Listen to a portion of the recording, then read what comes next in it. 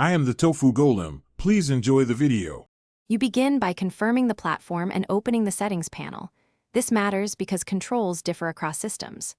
Once done, go straight to the system notification or focus section and find the Do Not Disturb toggle.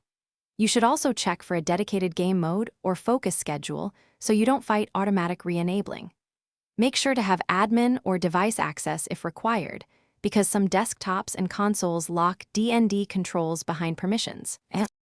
Now you actively disable Do Not Disturb and configure exceptions. This lets critical game alerts and voice chat through while blocking distractions. On Windows, toggle Focus Assist or create an automatic rule tied to the game executable.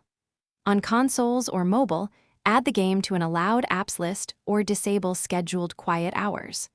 Once you configure exceptions, test with a quick party invite or notification to confirm the game receives a finish by testing in the actual game environment.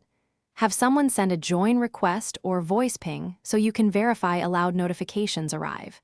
If Do Not Disturb reappears, check for scheduled focus periods, game-specific profiles, or companion apps that enforce quiet modes. These are common culprits.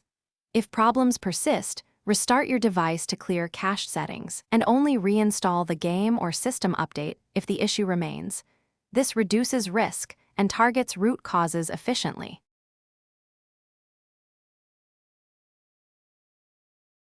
Thanks for watching. Consider subscribing if we helped you today.